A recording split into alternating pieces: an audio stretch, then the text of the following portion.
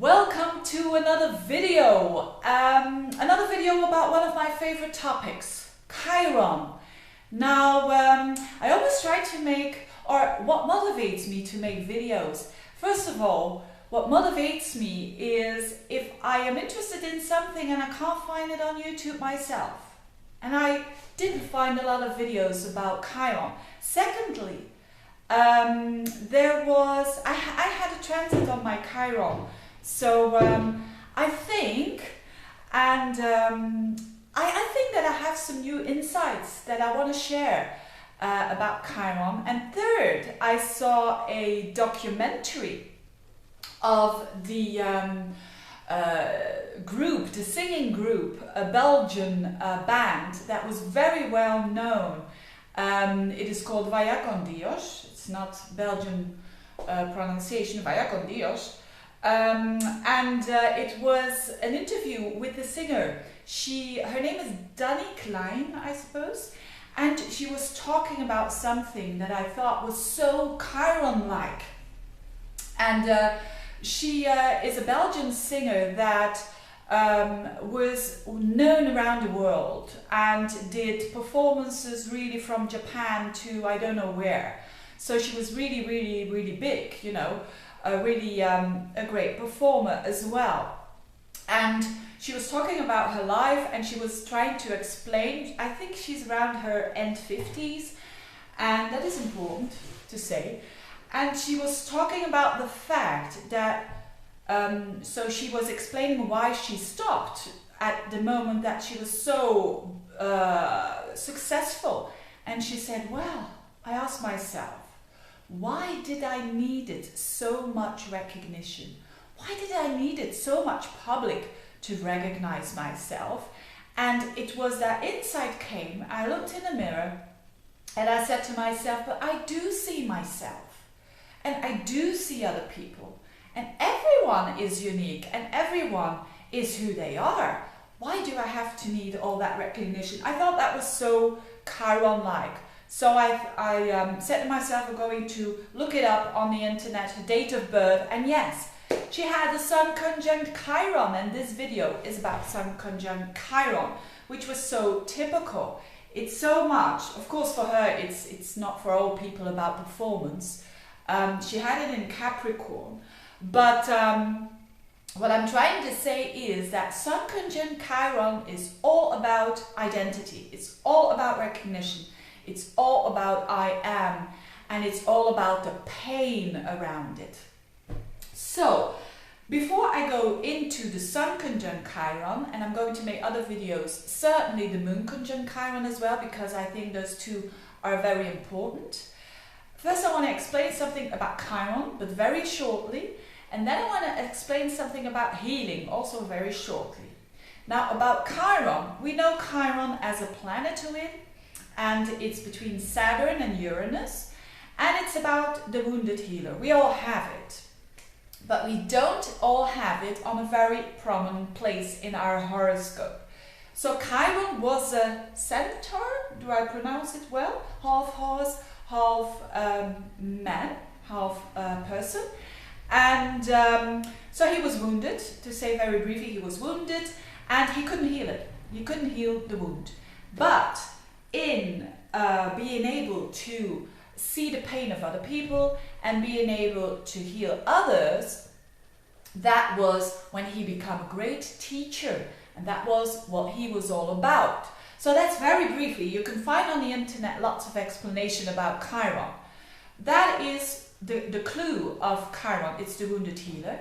It is also associated with Sagittarius, and Sagittarius is all about trying to have a very big view upon things, trying to go on a journey of research, but searching for joy and going on a path.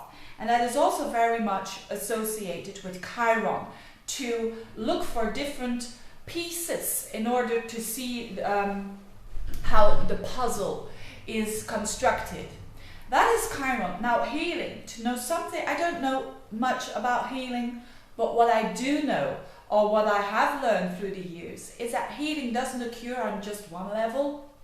I mean, if we are ill, for instance, it's the best thing to do is work on all our levels during that illness.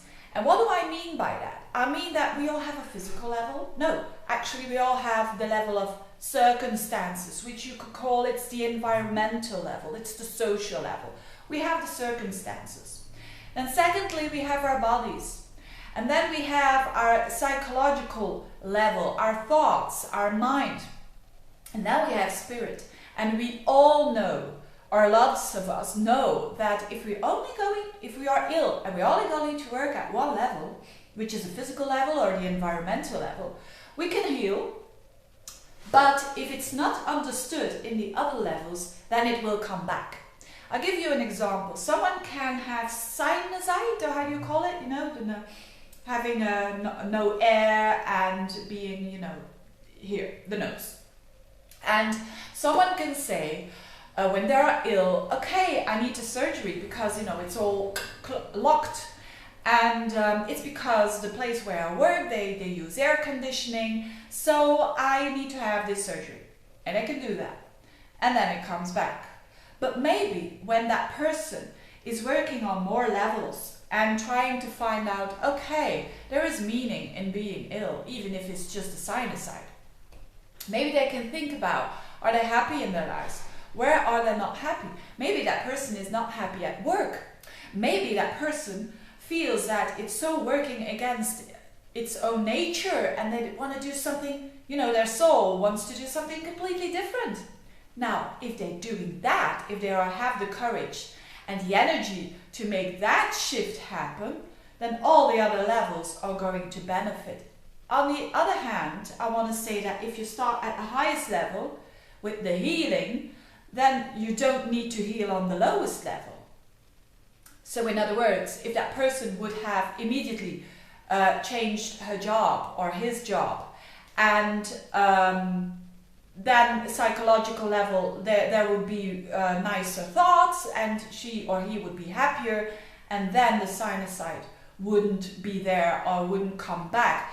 So, but I don't believe in the fact that people only work on one level. I don't believe in that. And there are people who are very spiritual minded and they think they have to work on the highest level. That is okay. Then there are people who are very much working on the physical level, which is, your diet is important and you do need to do exercises. That is all well, but the quickest healing, I think, is working at all levels. I've learned that with raising my son when he was ill. He was ill when he was very young. You can't just, every mom knows that they have to try out different doctors, they have to try out different remedies before they can really have this. And this is a Sagittarian approach of trying different things out before you find your unique collect of remedies. So that's why I always recommend people who are ill that they try different things on all kinds of level at the same time. You do the exercise, do the herbs, whatever, do acupuncture, which works on an energetic level, and so on and so on. That is a thing that is important to know when you're talking about Chiron, because in every person who's got a Sun conjunct Chiron, there is a healer in that person. And a healer can work on a physical level, like a doctor. It can work on a circumstances level, like a social worker, who is children who are ill because they are living in bad circumstances. That is you could call that a healer as well. Or people working on higher levels, psychological levels, spiritual levels, and so on. So we can't be healers at all levels, but we certainly can heal on a specific level. Now, what about Sun conjunct Chiron? Now, this is a very important one. Whether you are a woman, but especially when you are a man, it's telling something about, if you see that in a horoscope, it's telling so much, it's overruling so much other stuff in the horoscope. Why do I say especially man? Because still I see a lot in when I work with horoscopes and when I work with people, I see a lot when people have Sun conjunct Chiron, that they kind of attract a man in their life who really lives that Sun conjunct Chiron. But not always. So, but for a man, Sun conjunct Chiron is definitely about himself, and is definitely about a work of a lifetime, trying or learning to enjoy their own self, their own being, their own, what they do and what they identify themselves with. Now, if you've got the Sun and the Chiron, so Chiron, the wounded healer, and the Sun, which is all about who am I, where do I need to go in life, who do I identify with. So these people, especially when they are very young, they identify themselves with pain. They are the pain, or they see themselves as pain or painful. Now, where does that come from? If you have a certain aspect, it is very good to be aware of the aspect, because, and especially with the Sun conjunct Chiron, because the Sun represents awareness, represents light, and represents understanding the self. So people who, let's say you are a young person, you've got Sun conjunct Chiron, you don't really understand what that is all about, it's a good thing to then look at your ancestors and to look at where you're coming from. So even when you have the Moon in conjunct Chiron or the Sun conjunct Chiron. And then you can proceed. So I'm going to explain this a little bit. So Sun conjunct Chiron is, you could say, a wound that is also associated with father. So these people are learning to be fathers for themselves, through being a father through other people, you could say. But this is something about the father figure, or the father figure that is wounded. But of course it can be complex. You can have, for instance, the Sun in the 10th house conjunct Chiron, which shows the 10th house is mum. So it could be, you know, a wound of the father and of the mum at the same time. So you really have to look at the whole horoscope, of course, but I'm now just picking out this one detail. So the Sun conjunct Chiron, it's a good thing to look back at your ancestors. It's a very, a bit of a shadow point, a bit of a point that is, at the one hand, it's a blessing, on the other hand, it could be a curse as well. And it's a very good thing to look back, to think about, where does my father come from, and who, why could he be wounded? Because I've seen a lot of people who have got Sun conjunct Chiron, and they say, but Veerle, I've got a dad who's the head of, who's CEO of a big company, international company, and who's very strong personality, and everyone sees him as a leader, and so he's a very strong person. Of course, that could be the case. Sun conjunct Chiron is not a weakness, not even more than it is a strength. So it could be the case that this person is very powerful indeed. But you have to look a bit, in Belgium they have that expression, you have to look a bit further than your noses. And so that person that I'm particularly thinking about was thinking further, and she said, oh yes, but my dad, when he came home, my mum is really wearing the pants. So there is the wound, of course. And then she looked at her ancestors, and they were all women and grandmas who were quite dominant, and maybe that is the wound about that particular person. With other people it will be something else, but don't be too quick on your thinking that, oh, but my dad, I really worship him. So it is possible. I've seen some people worshipping their dads who've got Sun conjunct Chiron, which already shows the wound, because they are putting them on a pedestal and they are putting themselves a bit lower, which is, you know, it's not the balance. Or the opposite. You know, I've seen people with Sun conjunct Chiron who really say, you know, my dad, he has no, you know, he has no, like that lady said, you know, my dad is at home he feels that big because, you know, he's got an over dominant woman there. But and he also drinks and etc, etc, all the shadow stuff of the dad. So it could be either one way, but it's certainly when people are not aware of their Sun conjunct Chiron, there's something about the ancestors that they don't quite understand. What I also have seen a lot is that people who've got Sun conjunct Chiron, they look at the horoscopes of their fathers or their mums or their ancestors, and they see that the Chiron popping up quite a few times. So it could also has to do with a collective family thing. A family maybe who was or who were, like say, African Americans, and who have that collective of, you know, you can't show yourself because you were slaves in other lives. Actually, I do think that's more for a Mars conjunct Chiron.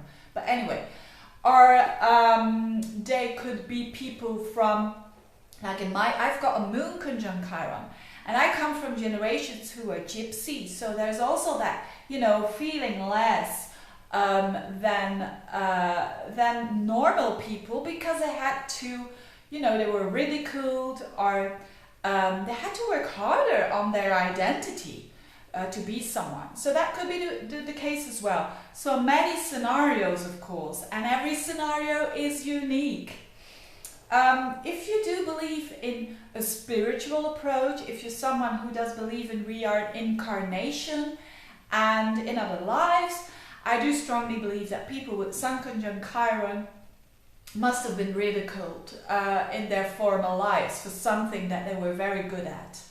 And maybe you are a woman with Sun conjunct Chiron, you were rich and you were very psychic and you knew things that, you know, your society couldn't cope with. Things like that. Or you did something that was really not mainstream and, you know, that was really painful, or did recognize those people of their own pains or anything like that, and then you come into this life and you are experiencing pain when you show yourself.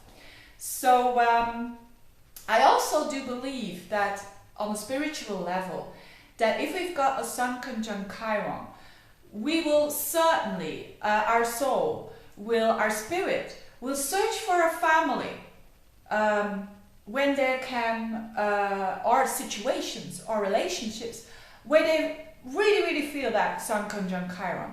In other words, those people, let's say you have a very spiritual family, and your mom is very spiritual, your dad is very spiritual, everyone is really having the spiritual side, and you were born there, and you're very rational, and you are very grounded, and that could happen because you are ridiculed, or not ridiculed, but you are not seen as who, you're not recognized because of that, because you've got parents who say you should be spiritual and all that stuff. Or the other way around, you come from people who are, let's say, very from a business family, and they identify, because the Sun is all about identification. So your family identifies with working hard, with having a lot of material stuff, beautiful house, beautiful car, a woman that has beautiful clothes on, or a man that has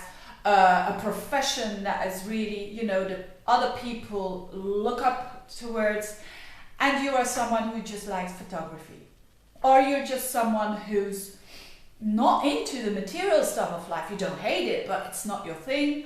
Or you're someone who likes to make pictures, and you really feel that that is your life purpose, to show the world some beauty, or anything. Maybe you've got a Sun in Libra or whatever, and you are ridiculed. You know, people in your family, siblings or parents, they ridiculed.